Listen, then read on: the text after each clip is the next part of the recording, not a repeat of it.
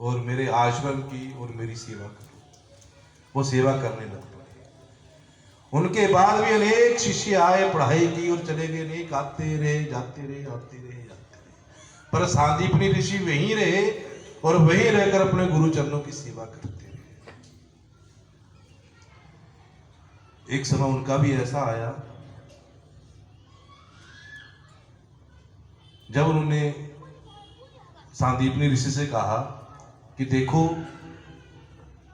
अब मुझे, क्योंकि वो उनके गुरु त्रिकालदर्शी थे, वो सब कुछ जानते थे।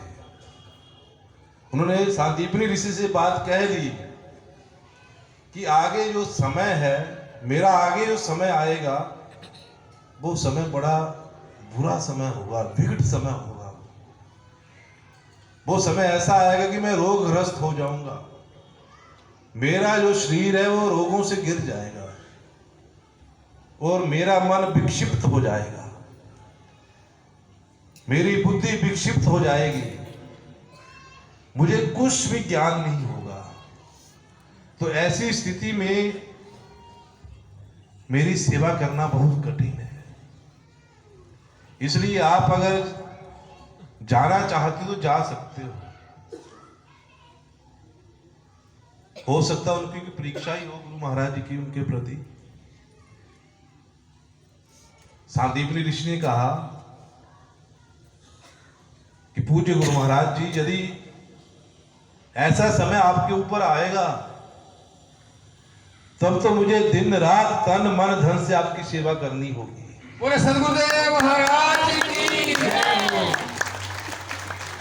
तब तो मुझे और ज्यादा आपके पास रहना होगा, आपका ध्यान रखना होगा। तो आप मुझे जाने के लिए कह रहे हो? वो नहीं है।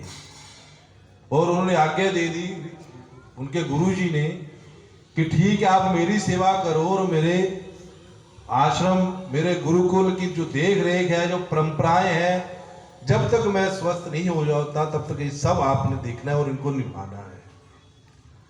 और उनका वो समय आया, जब उनका ऐसा समय आया तो जो बाकी के शिष्य थे उन्होंने देखा कि अब गुरुजी तो रोगग्रस्त हो गए हैं, मन विक्षिप्त हो गया, बुद्धि विक्षिप्त हो गई है, इनको कुछ पता नहीं लग रहा है।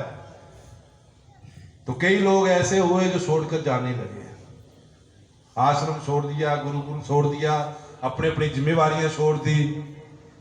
और कई लोग जो वहां कुछ रहे थोड़े बहुत, वो उनके प्रति षड्यंत्र रचने लग पड़े, कुछ कुछ कहने लगे। पर जो सांदीपनी ऋषि से उन्होंने किसी की कोई बात नहीं सुनी। उन्होंने उस गुरुकुल की सभी परंपराओं को निभाया, जिम्मेवारियां निभाई, हर काम अपने हाथ से किया और पूज्य गुरु महाराज की सेवा भी की। दिन रात वो लगे रहे सेवा। और काफी समय निकल गया।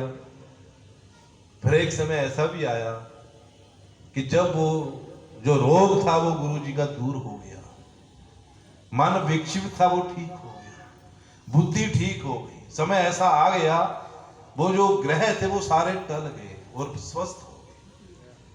और जब गुरु हमारे स्वस्थ हो गए, ठीक हो गए, तो देखा कि मेरे आसपास जितने मेरे अपने थे वो सब मुझे छोड़कर चले गए। किसी ने आश्रम की परंपरा को नहीं निभाया, जिसको जिम्मेवारी दी थी कोई जिम्मेवारी नहीं निभाई। सब आश्रम को खाली कर कर अपने अपने घरों में चले गए हैं। और ये सांदीपनी ऋषि ऐसे हैं जिन्होंने दिन रात लगकर मेरी सेवा की। बोले सदगुरुदेव महाराज की, बोले भारत के ऋषियों की, भारत के संतों की, बोले सत्य सनातन धर्म की जय हो। और इसमें कुछ संशय की बात नहीं है कि आज आपके आश्रम का भी हाल यही है या नहीं है? ये जितने भक्त आज आए हैं, इस 7 दिन पहले कहाँ थे?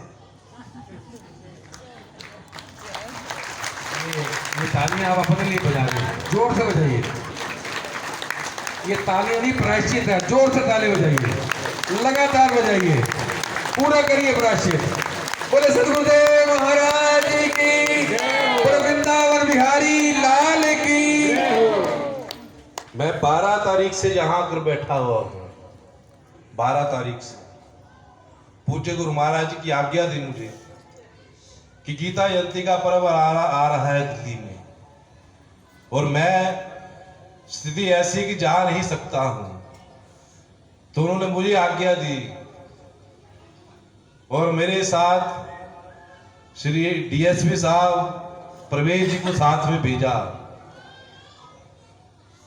और उन्होंने शायद उनके मन में ये बात थी कि शायद दिल्ली के लोग अस्त व्यस्त हो जाए, और उनके मन की ये बात सच निकली या नहीं निकली, सच निकली ये बात। मुझे खुद आकर सब कुछ जहां देखना पड़ा, एक एक काम मुझे देखना पड़ा, कौन कैसे कर रहा, कौन कैसे कर रहा है। कुछ लोग जिन्होंने जिम्मेवारियां निभाई हैं, ऐसी बात नहीं है, कुछ लोग हैं जिम्मेवारियां निभाई है जिन्होंने, पर कुछ लोग भक्त ऐसे हैं जो महाराज के बिल्कुल पास रहते थे, आज मुझे वो नजर नहीं आ रहे हैं।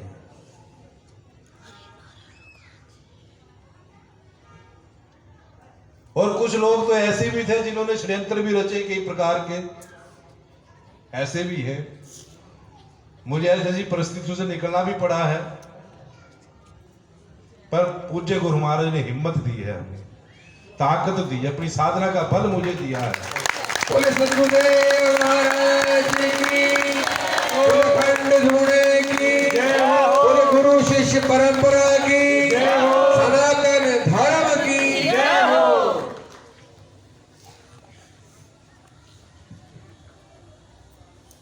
ना मैं अमीर हूं,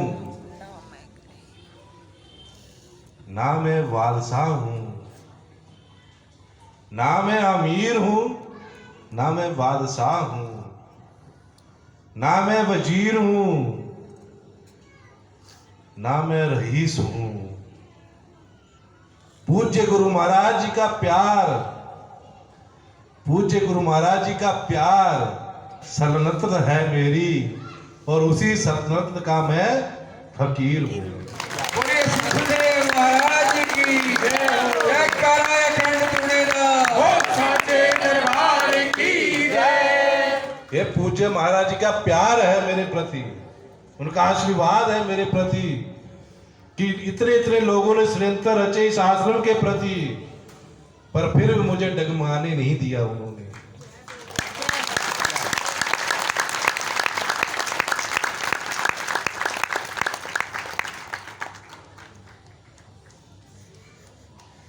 तो वो जब सांदीपनी ऋषि के गुरुजी ने देखा कि सब लोग भागे, कोई जिम्मेवारी नहीं निभाई किसी ने, कोई कुछ नहीं किया, आश्रम मेरा ऐसे ही है, ये सांदीपनी एक ऐसा है जिसने पूरी निष्ठा के साथ मेरी जिम्मेवारी निभाई है, तब वहां उन्होंने को आशीर्वाद दिया कि हे सांदीपनी, तुमने मेरी सेवा की, मेरे आश्रम की जिम्मेवारियां निभाई है, जा मैं तुझे आशीर्वाद देता हूं कि जब भगवान श्री कृष्ण इस जरा पर अवतार लेंगे तो वो तेरे शिष्य बनकर आएंगे। कृष्ण कन्हैया लाल की। यह गुरु महाराज जी का आशीर्वाद है कि एक भगवान को भी अपने शिष्य का शिष्य बना सकते हैं, पर यदि मुझ में वो भाव हो, वो निष्ठा हो, वो प्यार हो। बात तो भाव की है ना, भावो ही विद्यते देवास तस्मात् भावो ही कारण।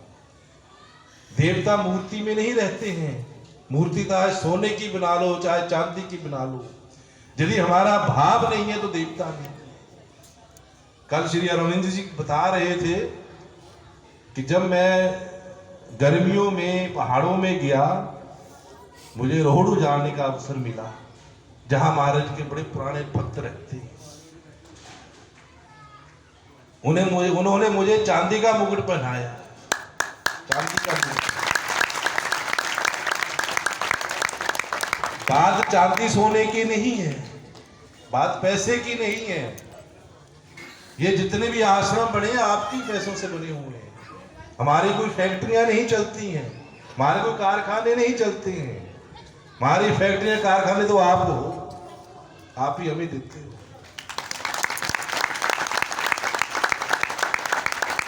तो बात सोने चांदी की नहीं है, मुकुटों की नहीं है, बात जो है हमारे भाव की है।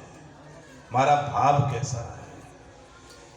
भावो ही विद्यते देवास, ये भाव ही है जो इस भव सागर से तार देता है। प्रेम का भूखा हूं मैं, प्रेम ही एक कारण है, प्रेम से जो मुझे भज लेगा उसका भव से बेड़ा पार है।